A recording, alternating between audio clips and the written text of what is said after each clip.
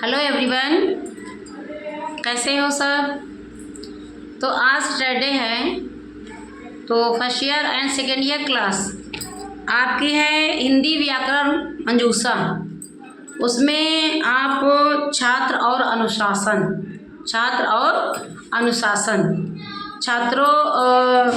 छात्र जीवन में अनुशासन का भी बहुत महत्व है, क्योंकि आजकल के बच्चे घर से बोल के जाते हैं पापा मम्मी से कि हम कॉलेज जा रहे हैं, स्कूल जा रहे हैं।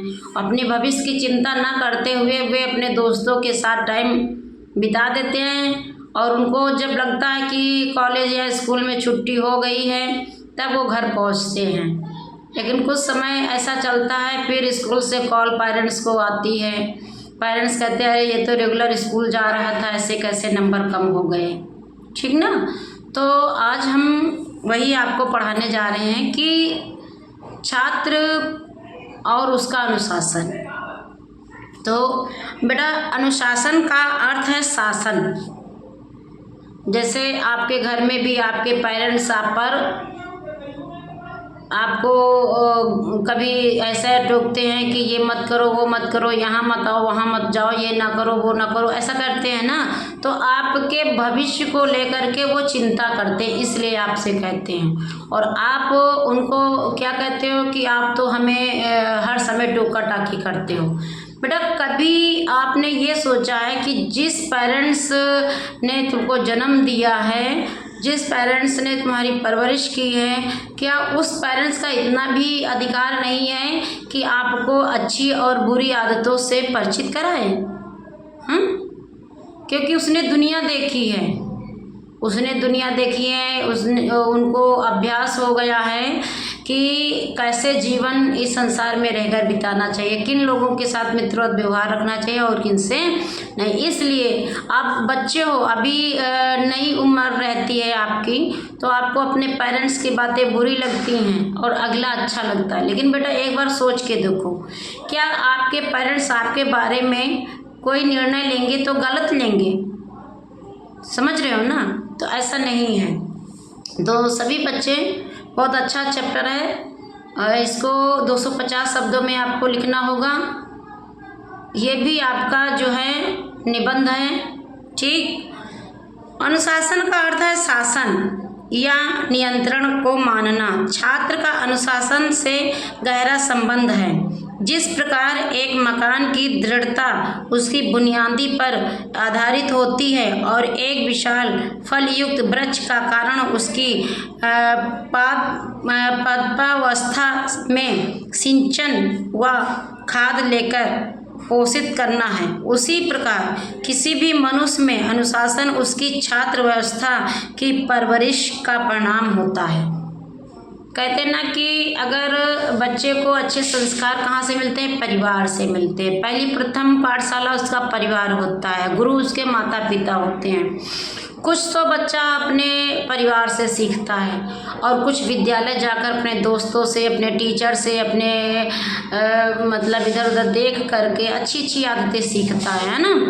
तो कहते हैं कि अगर हम कोई मकान बनाने जा रहे हैं, और उदाहरण आपको समझा रहे हैं कि यदि आप कोई मकान बनाते हो और उस मकान की पहली ईंट जो नीचे की, जिसको हम लोग नींव कहते हैं, अगर वही नींव आप उसमें टेढ़े ईंटें रख के देखो तो फिर वो दीवार अच्छी नहीं बनेगी, क्योंकि उसमें दराजें रहेंगी।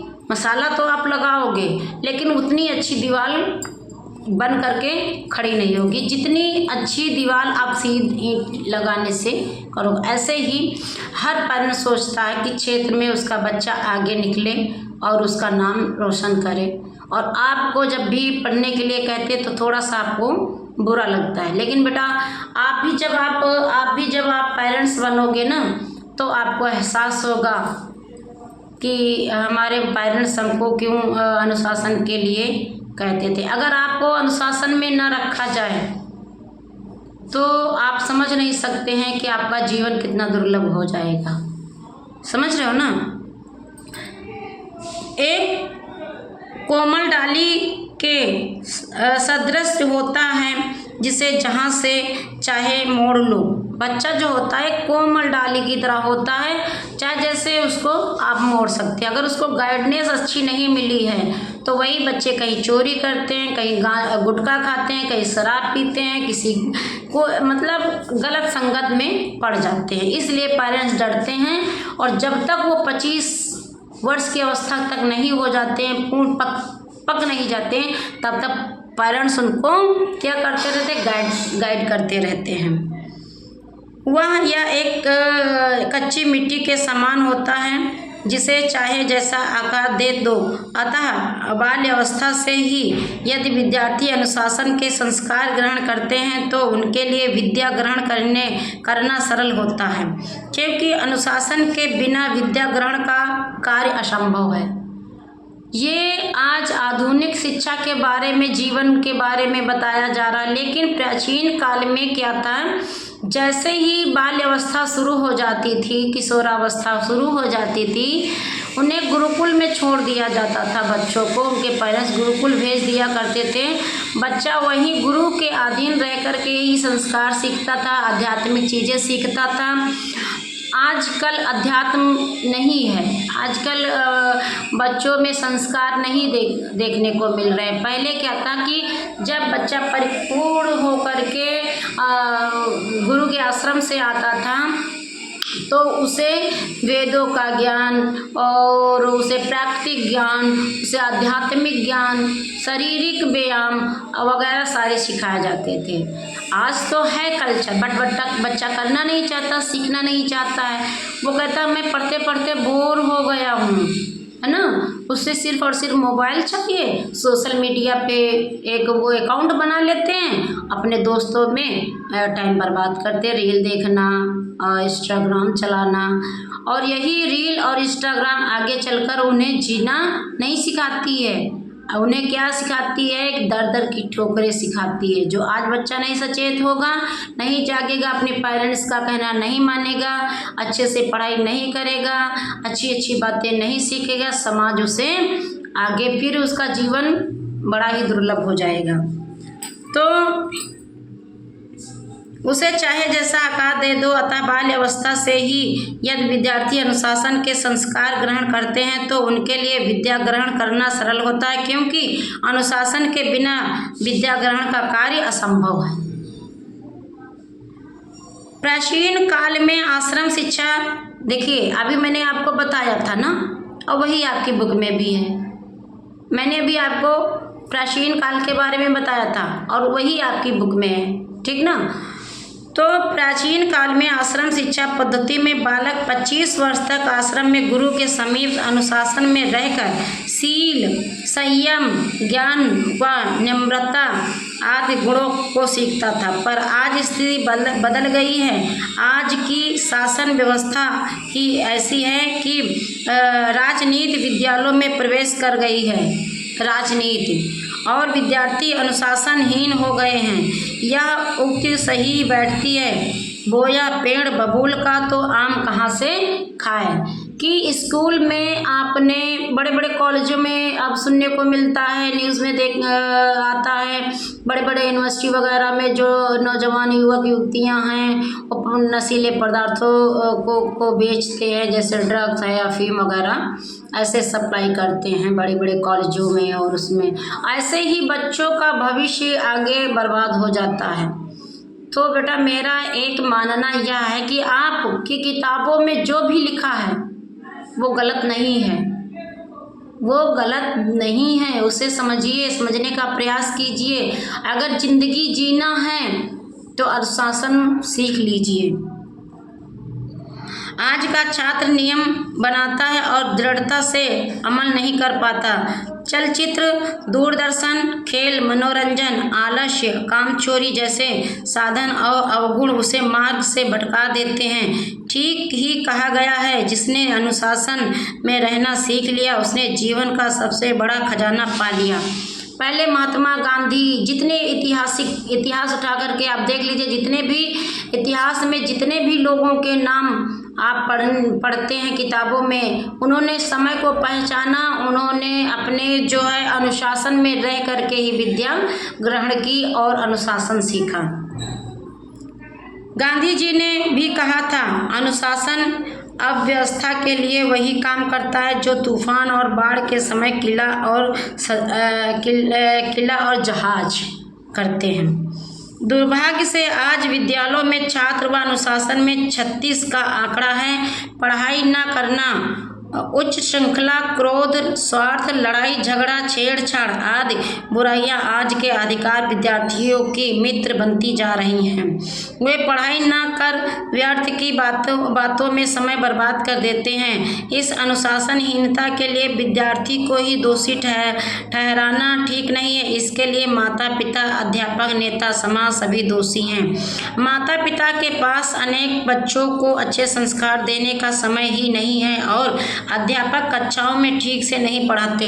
हाँ, कहीं ना कहीं सभी लोगों का दोष थोड़ा सा है, क्योंकि ना पहले के जैसे अध्यापक रह गए हैं, शिक्षक रह गए हैं, और पेरेंट्स भी भाई पिताजी ऑफिस चले जाते हैं, माताजी अपना वर्क किए, होमवर्क करने के बाद थोड़ा सा उनको टाइम मिला, वो अपना मनोरंजन के लिए टीवी चलाई, मोबाइल देखी, और फिर उनका बिजी व्यस्त जीवन हो जाता है। तो उसमें भी बच्चा अकेलापन जब महसूस करता है, उससे कोई टाइम नहीं देता, उससे कोई बातचीत नहीं करता, तो फिर अनुशासन तोड़ता है बच्चा। और स्कूलों में भी किताबी ज्ञान देते हैं बच्चों को, जो किताब में लिखा है अध्यापक आज वही पढ़ा रहे हैं बच्चों को। अगर वो अनुशासन के बारे में बच्चों को गाइड करें अच्छे से, उन्हें जीवन के बारे में किताबों से हट करके उन्हें पढ़ाया जाए, समझाया जाए, जीवन जीने की बातें सिखाई जाएं, तो शायद बच्चा समझ सकता है। ट्यूशन पर जोर दिया जाता है। इस धन प्रधान प्रथा के कारण गुरुओं के प्रति आदर भाव समाप्त हो जा रहा है, क्योंकि पहले के जो ऋषि मुनि गुरु थे, वो जब बच्चा पूरी शिक्षा, पूरा ज्ञान प्राप्त कर लेता था, अपने घर के लिए प्रस्थान करता था, आता था, तब गुरु को गुरु दक्षिणा देता था। लेकिन आजकल मंथली फीस इतनी महंगी, कापी किताबें, बुक, सैलरी है, वो ड्रेस वगैरह इतने महंगे हो गए हैं, तो आज गुरुओं में बच्चों के प्रति गुरुओं को थोड़ा सा भी, ये हाँ टीचर हैं, हमारे सम्मान है, रिस्पेक्ट करते हैं, लेकिन वो लगाव नहीं है। वो बच्चे ये कहते हैं कि अरे हम तो इनको फीस देते हैं, तभी ट्यूशन फीस देते हैं, तभी इनको पढ़ाते हैं। समाज व नेता भी इसके लिए कम जिम्मेदार नहीं है। विद्यालय राजनीति का अखाड़ा बन गया। फिल्म व टीवी के अश्लील कार्यक्रम विद्यार्थियों पर बुरा प्रभाव डालते हैं। हाँ, और एक दूसरी बात, पहले हम लोगों के समय में क्या था, टीवी दूरदर्शन पर रामायण है, गीता है और महाभारत, लव कुश कांड, ये सारे चैनल आते थे जो दिखाए जाते थे, तो बच्चे उनसे प्रेरित होते थे, सीखते थे कुछ जब देखते थे। और आज मोबाइल और टीवी की वजह से बच्चे बिगड़ रहे हैं। आज अश्लील फोटो डांसर जो हैं, जो फिल्म इंडस्ट्री भोजपुरी के नायिकाएं हैं, वो ऐसी मूवीज़ रिलीज़ कर रहे हैं कि बच्चा अपनी फैमिली के साथ, और फैमिली माता पिता अपने बच्चों के साथ बैठ कर के देख ही नहीं पा रहा है। तो कहीं ना कहीं हमारा समाज भी दोषी है। उचित मार्गदर्शन के अभाव में विद्यार्थी उच्च संस्कारों से वंचित हो रहे हैं तथा उनकी प्रतिभा का सही विकास नहीं हो पा रहा है। अंगूठा टेक राजनीति या अर्धशिक्षित नेताओं ने शिक्षा क्षेत्र को भी राजनीति का अखाड़ा बना दिया है। बड़े बड़े कॉलेजों से फंड लेते हैं और नकल करवाते हैं। तो आजकल के जो राजनेता हैं वो पढ़े लिखे नहीं हैं, उन्हें शिक्षा का ज्ञान नहीं है, लेकिन वो नेता बन गए हैं। तो वो क्या जाने कि पढ़ाई क्या होती है, बच्चे का भविष्य क्या होता है। ये लोग मंच से शिक्षा संबंधी भाषण देते हैं तो उसमें शिक्षा कम, राजनीति की बू अधिक आती है। छात्र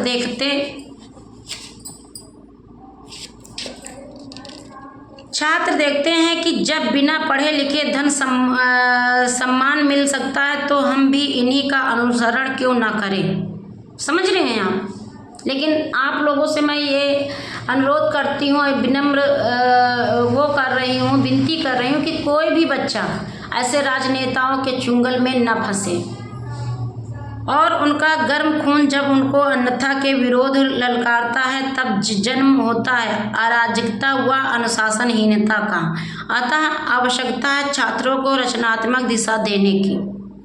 लेकिन इसका कौन वो करेगा? कोई नहीं आगे आने को तैयार है। अनुशासनहीनता की समस्या का समाधान स्वयं छात्र व समाज के पास है।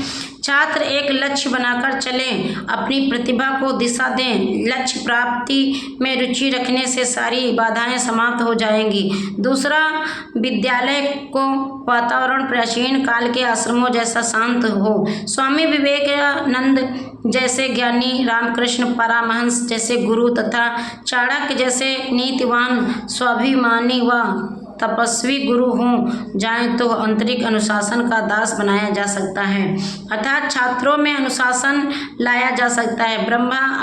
ब्रह्म अनुशासन तो रेत के महल की दीवार के समान है जो हल्के से झोंके में ही गिर जाएगी। अतः छात्रों में अनुशासन कूट कूट कर भरना होगा। यह कार्य घर में माता पिता को तथा विद्यालय में अध्यापक को करना होगा। राजनीति से दूर रखकर उसके गुणों को निखार कर उनका विकास करना होगा, तभी इस समस्या से छुटकारा पाया जा सकता है। लेकिन कुछ प्रयास अगर पेरेंट्स करते हैं, समाज करती है, तो बेटा आपका भी कर्तव्य बनता है कि आप भी प्रयास करें। टाइम से उठें, टाइम से सोएं, टाइम से खाएं, टाइम से अपने माता पिता में काम में हाथ बटाएं, टाइम से विद्यालय जाएं, विद्यालय से वापस आने पर ट्यूशन जाएं, ट्यूशन से आकर मतलब क्रियाबद्ध सारे कार्य करें आप शासन में रहकर। तो क्लास आपका छात्र और अनुशासन निबंध हमने 250 शब्दों में आपको पढ़ा दिया, समझा भी दिया है। और इसके प्रश्न हैं, प्रश्न पर आधारित आपको निबंध लिखना है। प्रश्न है, किसी देश की शांति और विकास के लिए वहाँ के नागरिकों का अनुशासित होना आवश्यक है। दूसरा, इस कथन से आप कहाँ तक सहमत हैं, अपने सुझाव दीजिए, ठीक ना। दूसरा प्रश्न है, बोया बे पेड़ बबूल का तो आम कहाँ से खाएं। इस उक्ति के आधार पर आज के छात्रों की अनुशासन हीनता के विषय में अपने विचार लिखना है आपको। प्रश्न समझ लीजिए, बोर्ड में आते हैं बेटा। तीसरा है, जिसने अनुशासन में रहना सीख लिया उसने जीवन का सबसे बड़ा खजाना पा लिया। इस विषय पर अपने विचार व्यक्त कीजिए। तो क्लास हमने आपको निबंध 2-1 जितने भी हमें समझ में आ रहे थे तो हम कराते जा रहे हैं। अब आपका कर्तव्य है कि आप भी केवल सिर्फ किताब पढ़ करके उठा करके देखना ही नहीं है, समझना है, ताकि परीक्षा में की बोर्ड में आप अच्छे नंबर लाएं। Thank you class.